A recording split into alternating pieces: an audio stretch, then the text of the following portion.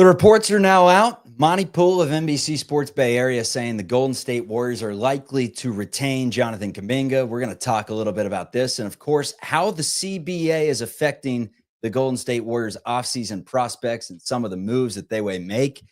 We got Eric Pincus, Sports Business Classroom. He's an expert in this stuff, and he's going to break it down. That's coming up. You are Locked On Warriors, your daily Golden State Warriors podcast. What are they going to say now?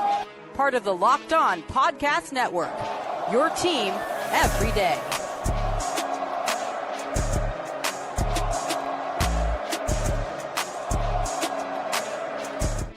What's the good word, everyone? Welcome to Locked On Warriors, a Friday edition, whenever you get your audio podcast. We very much appreciate you making us a part of your day. We appreciate our sponsor, FanDuel. Right now, new customers can get $200 in bonus bets when your first $5 bet wins. That is FanDuel, America's #1 sportsbook. My name's Charlie Walter, formerly at 95.7 The Game in the Bay Area. Also cover the team for CBS News Bay Area, call letters KPIX. Find the show on YouTube, like and subscribe, and of course, wherever you get your audio podcasts. We're part of the Locked On Podcast Network, your team every day. Eric Pincus joins the show from Sports Business Classroom. You've seen him on Bleacher Report and numerous outlets over the years. Expertise is definitely on CBA, financial work, contracts, all the things that kind of go over the heads of the everyday fan. He's dialed in on, but also family ties to the Golden State Warriors. So you know your way around the Warriors roster and some of their successes. And of course, the Jonathan Kuminga dilemma that they've had the last few years. What's up, Eric? How you doing? Thanks for having me on. Happy to talk some Warriors. Yeah, let's start with Kuminga. Monte Poole saying that it's likely the Warriors would hang on to Jonathan Kuminga entering next season. They don't expect him to go anywhere. This kind of after Steve Kerr came out in some public interviews and made it seem like it'd be hard to integrate him into their plans, but that they'd try. Do you think the Warriors, or I guess the leakage now of the Warriors potentially bringing back Kuminga is more of just where the market is in regards to a sign and trade with Jonathan Kuminga? Or do you truly think that they just believe it's their best option to bring him back and somehow, some way make this work? Well, I mean, it's a varied answer because obviously we don't know the internal workings, and to be honest, they may not know as well. There's a fan point of view that there's like a design, a master plan, and there is to an extent, but like any front office has to be able to pivot and make a good decision. They've developed Kuminga into a very good player. Now, we could debate, should he be the guy taking most of the shots and be the star of the team? It's going to be Steph Curry. So trying to figure out the short-term needs of the Warriors and trying to figure out the long-term needs of the Warriors, that's the general manager's job. That's the owner's job. They can't just focus on today. So you don't want to just lose what you've developed with Jonathan Kuminga for nothing. And then equally, because he's restricted, there's very little leverage on his side. He has very little leverage. What can he do? If the Nets give him a giant offer, then the Warriors can match it. But they're the only team that has the kind of real money this summer. It's very rare for one team to monopolize cap space. Usually there's at least 3, 4, maybe even 5. This year, it's really just one. And some other teams can trade to it. The Pistons might be able to move out of Isaiah Stewart to get to cap room. But are they doing it for Jonathan Kuminga? Probably not, just based on their situation. So if he isn't getting an offer from a team with cap room, the most he could get from anyone else is about $14 million. So now you're the Warriors, and it's like, well, we're not going to lose this player because he has nowhere else to go. And so now it's a question of, from that point of view, can you work out a long-term arrangement with Jonathan Kuminga that works for both sides? And if not, what is the short-term solution? So there's still a lot to wade through. I'm sure, there were reports that Kuminga wanted like 35 or so. Warriors supposedly were in the 30 range. And if that's true and both sides are in that range still, then you can compromise. But if the Warriors are saying, actually, we're down to 20, now we have a different conversation altogether. So there's a lot that we don't know yet, and a lot that the Warriors and then Kuminga and his side are still trying to figure out. In terms of sign and trades, let's say Jonathan Kuminga were to be on the block. They end up trading him out the door for a team hypothetically wants to pay him $35 million or whatever it may be. What are some of the nuances with the finances that make sign and trades difficult? I know bringing back half the money sort of thing. Can you kind of just give us a deeper dive of what makes them so difficult? Well, yeah, they don't want teams to just sign and trade with ease. They want it to be a challenge. And so we said the Nets are the only team with cap room, and maybe another team gets there, but maybe they don't target Kuminga. So let's say he's shut out of the cap room space and is looking at 14 million. So his agent goes to a team and says, okay, we want a contract. They're like, yes, we love Kuminga. We'll give him an offer for 35. Well, the Warriors don't have to trade Kuminga. They don't have to do it at all. They can simply say no. So there's got to be a motivation. There has to be a reason for the Warriors to get something back. So a team that is doing this has to give up something. So it's not just paying Kuminga that much, but it's also giving up enough. And then the complication, as you mentioned, is that if it's 35 million, because he's getting a raise greater than 120% of his prior salary. So he's getting a large enough raise that it's only half of the money for the Warriors going out. So if we say 35, you cut that in half, you can see that the numbers can get confusing because a team needing to acquire Kuminga needs to send out at least in the range of, at least within 25% of that. And, there's issues like luxury tax, aprons. Aprons are basically hard spending limits. And when you acquire a player via sign and trade, you trigger one of these spending limits, which is called the first apron. That first apron, the line is about 196. So let's say you're going to pay Kuminga, there's another team, 30 million, and you're at 180. Well, if you're adding 30, that puts you over that line. So you would have to send out enough money to get under. So that's going to eliminate, the Boston Celtics can't even get involved. Now, I'm not saying, they have a desire. I'm just saying you start going down, what teams are at that top echelon of payroll? The Knicks. Okay, so we start crossing off. Okay, they're out. And then some teams have like an arbitrary spending limit internally where they won't go over the tax. And that's very common for smaller market teams, not all, but some smaller market teams. And then some owners who are maybe in bigger markets, but they don't want their team to be in the tax. And that's just how they operate. The Pacers are the best example of that and are the most successful example of a team that has refused to pay the tax. And yet they've managed to be successful for a long period of time. But most teams have that same line, but aren't nearly as successful. So those teams might not be able to do Kuminga without that. So there's all these factors to consider that might reduce the number, like the pool of teams down to maybe 5 by the time you start notching them off. And then you have to figure out, well, what are they sending back to the Warriors? And is that something that the Warriors like?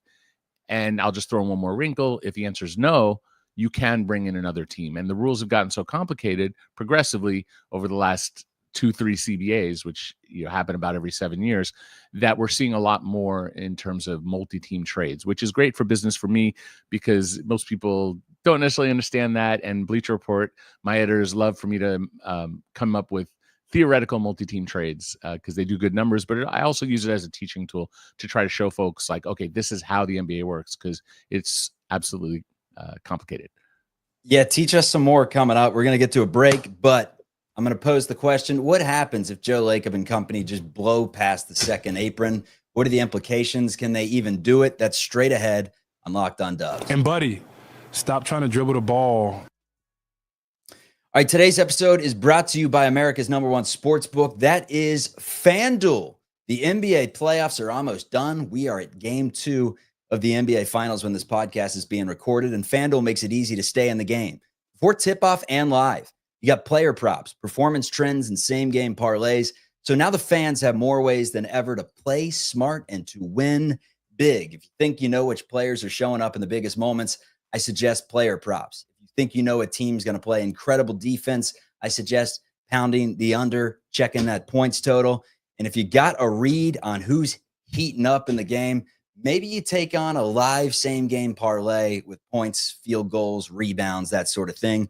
And a $200 bonus bet ad, that's exciting. All you got to do is win your first $5 bet. New to FanDuel, it's the perfect time to sign up. Head to FanDuel.com, place your first $5 bet. If it wins, you get $200 in bonus bets. Make every moment more with FanDuel, the official sports betting partner of the NBA. So what would truly happen if Joe Lacob decides to go Daddy Warbucks? He pulls out the checkbook and spends as much money as he possibly can.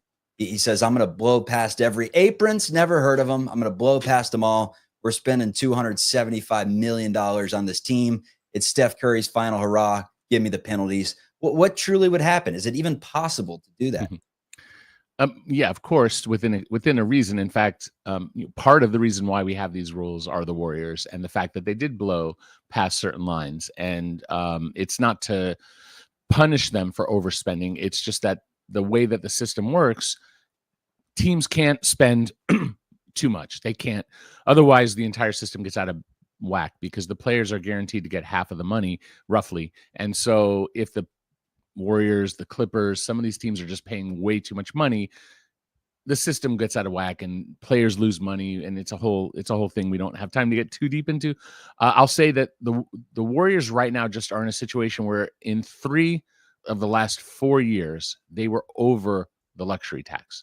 If they can stay, they weren't under this last year, and if they can stay under this year, they reset what you call the repeater tax, which is previously a dollar for dollar tax. Let's say you're over by 50, you pay 50. Well, they've doubled that. So now if you're over by 50, you pay 100.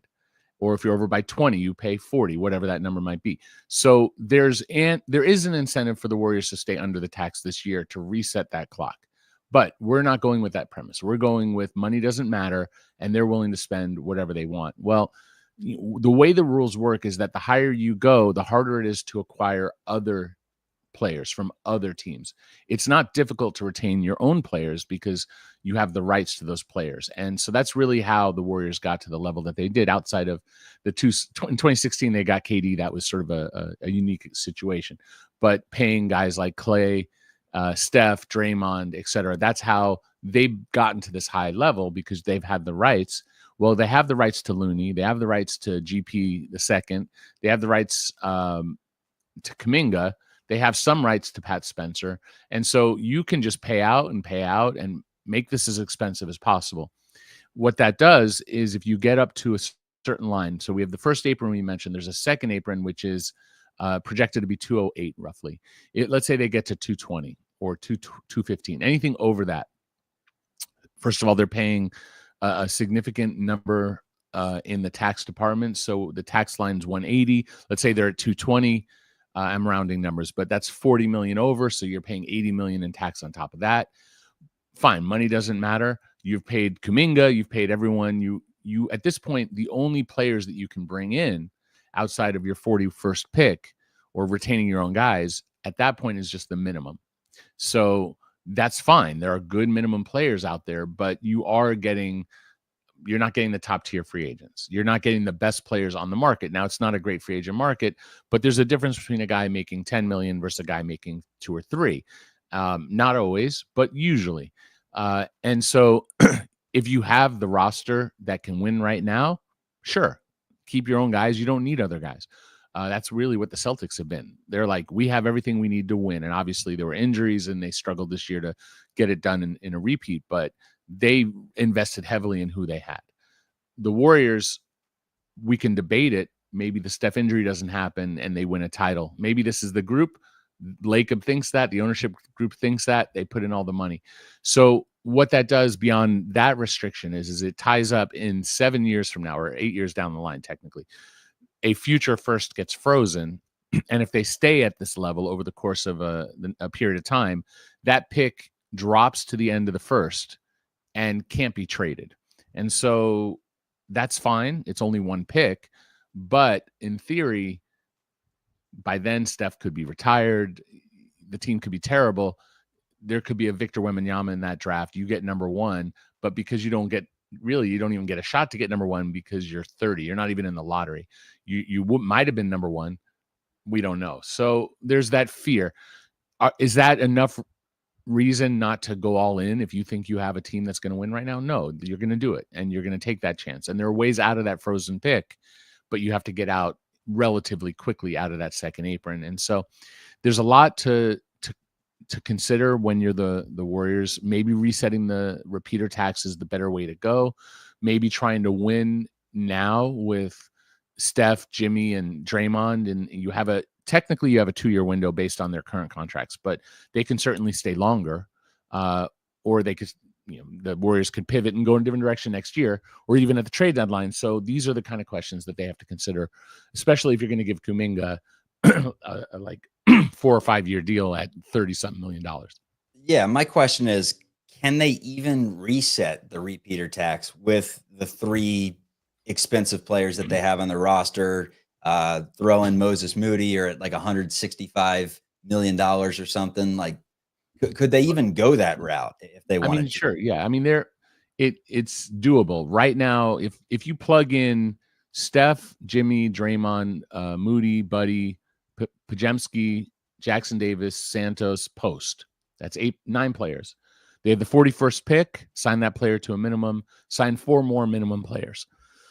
So you are at about 181, which is about 7 below the tax. So at that point, you're saying no Kuminga.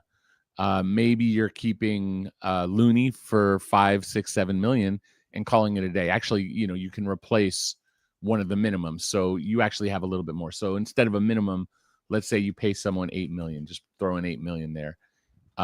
What that does to your books is that puts you right under by about $1 million. So they have about 8 million to spend on one player, or they could spend maybe a little bit on 2 players. So like it's not great. Like you're the Warriors, or rather you're a Warriors fan. Like you want the team to get better, like appreciably better. You want to see that they've improved. Now they could trade to get out of money, but that's the challenge, because like really most of the money is in those big 3.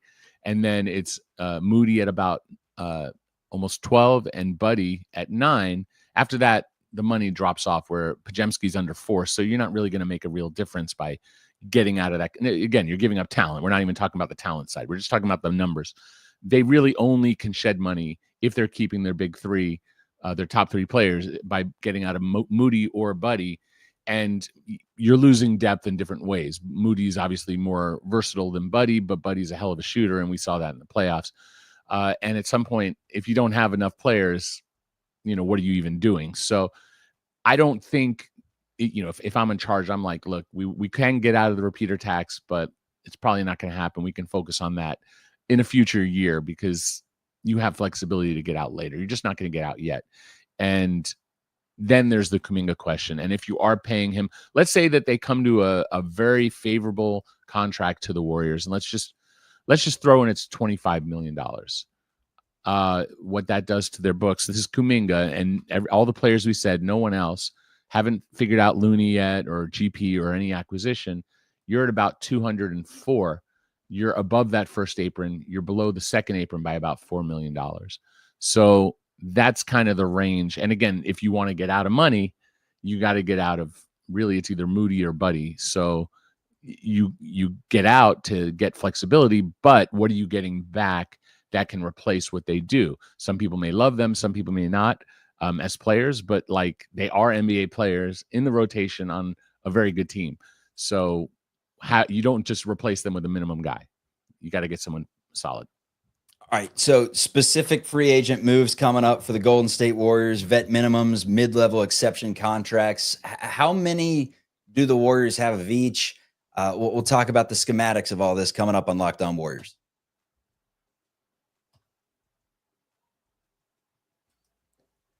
All right, so where the Warriors stand right now in terms of the taxpayers' mid-level exceptions, in terms of vet minimums, like how do you break this thing down to, let's start with the mid-level exception players. Like how many could the Warriors have if they went into next season or this offseason locking up everyone that you had just mentioned beforehand, right, minus Jonathan Kuminga?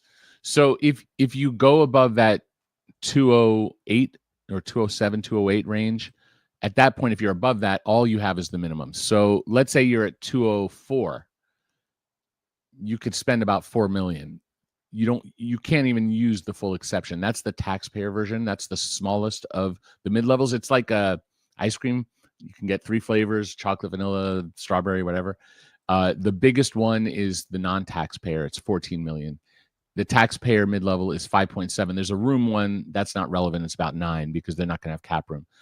So it's either a 6 million, a little bit under 5.7. We'll call it 6 million.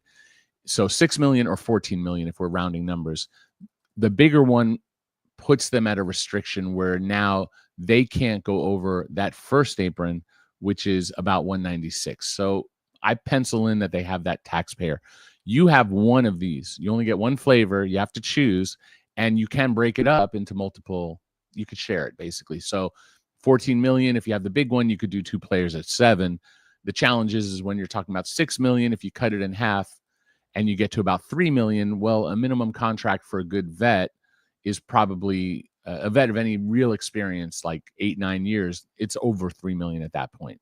So yeah, if it's a younger vet, maybe it's 2.5, but realistically we're splitting hairs, and it's at that point you're just going to sign them to the minimum. So it's probably one player. It's 5.7, so almost 6 million. And if you plug that into the numbers, and you're instead of a minimum, you're using that 6 million. So I'll round it up. This is a loose number. Now you've got pre-Kuminga, you just spent your $6 million, so you have a hard cap now at 207. You still have about 23 million, but now you don't really have any spending tools outside of keeping either Kuminga or keeping Looney or keeping GP or some variation of that, of Spencer, etc. But there's no other tool to go out and get a player in terms of spending. You can still make a certain amount of trades, but once you're in this territory anyway, you can't add salary via trade. You're bringing in either equal or less. So yes, they can trade, but it's not to, put in, like, let's say you take a Moody at 11 or 12 and Buddy, let's say you get up to 20 and you could bring back some teams might be able to bring back a $25 million player roughly, but the Warriors, in this case, because of aprons, the most they could bring back is 20 or whatever that money outgoing is. So there are these restrictions. It is designed to limit spending. And I know Warriors fans feel it the most because of their history of being one of the top spenders, and now they're not. But I swear that they're not picking on the Warriors. There's actually a real reason that has nothing to do with the Warriors as to why these rules exist. Another time. You mentioned that. Yeah, you mentioned that number, $6 million. Is there anyone out there that you think, whether it's a player that had pretty good trajectory that's coming off injuries, like I throw out the name Lonzo Ball or even DeAnthony Melton, who played for the Warriors last season? Is there anyone like that, or maybe just a player like Brook Lopez that's aging, so he's not going to be paid what he was in his last contract? Who makes sense in that regard around the $6 million range that you could see the Warriors potentially? Yeah, it's a good question because we don't really know yet the market, and the market it evolves and sets itself. So this is what I would consider to be a poor free agent market, simply because if you think about it, only one team has cap room, and so clearly not a ton of contracts are coming off the books, because if there were, then more teams would have cap room. So like the best players are restricted, like Kuminga. So Josh Giddey, Quentin Grimes, Santi Aldama, there's one other I'm missing. I'm forgetting one, but basically there's like 4. I guess Kuminga is the other one. So there's like 4 main restricted guys who might get some action. Now Alexander Walker's probably the best wing, but if he was $6 million, then the Timberwolves would pay more than $6 million. The issue for him might be if someone offers $14 million, can the Wolves match that kind of number? There's older vets like Chris Paul, been there, done that, and he is about he's over 40, so it may not be the right direction. Tyus Jones was squeezed out this last year, so he's looking to get paid, but some guys get squeezed out. They've done D'Angelo Russell before. Who gets squeezed out? That's just a guard. At the wing, we mentioned Alexander Walker, guys like Karis LeVert, Gary Trent Jr., Amir Coffey is a good role player. I don't know if he pings the radar. Luke Kennard's a good shooter if they're looking, maybe they're trading Buddy. I'm not saying they are, but you want to replace Buddy with a similar type player. Luke Kennard. At the big positions, you mentioned Brook Lopez, Clint Capella's in that list. Steven Adams, I think, will probably get more to stay in Houston if that's what the price is. Pretty quickly, you get down to the quality of Looney, where you're not really upgrading to get, like I like Jackson Hayes as a rotational big, but we saw in the playoffs he may not be like a starting level big. So, the challenge there is, Melton's coming off injury. He might not get that kind of money. And an interesting one is that we only have like really one team with cap room, maybe two or three, but probably one. And then we have these teams that have that bigger mid-level, the largest one around 14, and they'll utilize it however they see fit. And they may not, some teams won't even use it. Maybe tax issues, maybe just they don't like the players. And so if they're not using it, now those players that we talked about start to get squeezed. And then a $6 million offer, which is potentially twice as much as the minimum, roughly, or even a little bit more if they're a younger player, starts to be appealing. And then the chance to play with Steph and the Warriors, and it's a great market. Now it becomes more appealing. So I don't want to be a doom and gloom type person and say, oh, you're never going to get those players. I'm a big fan of like not jumping to conclusions, because that's just not how free agency works. Yes, going in, if you call up the best free agent and offer a crappy offer, they're going to say hell no. But give it a week, give it 2 weeks, and they're stuck, and the team that has them doesn't want to bring them back. Now you start to get into that. So, I don't think, it's more of a question of what is Kuminga getting, and do they even have access to this? Then can they get the answer really is, can they get a good enough player? The answer is yes. Is it going to be a better player than GP or Looney? That I don't know. That we can debate. Eric Pincus, he is a treasure trove of knowledge. Find him on all socials at Eric Pincus. That's Pincus, Bleacher Report, Sports Business Classroom. Always appreciate you coming on the show. Now a friend of the program, a reoccurring guest. And honestly, the summer is where you cook, man. This is good stuff, very good knowledge for all the Warriors fans that want to make these hypothetical deals, and it's just sometimes fiscally impossible. So thank you for coming on today. Yeah, of course. I mean, so this is honestly the busiest time of my year, and we have a program coming up in July, Sports Business Classroom. So check out our website. That's where I teach our students how to cook like this. So if you want to learn from me and Bobby Marks and some other incredible instructors, check that out, and we'll teach you how to do this stuff. For sure. Locked On Warriors, free and available wherever you get your audio podcasts. We're on YouTube. Come check us out. Have a good one.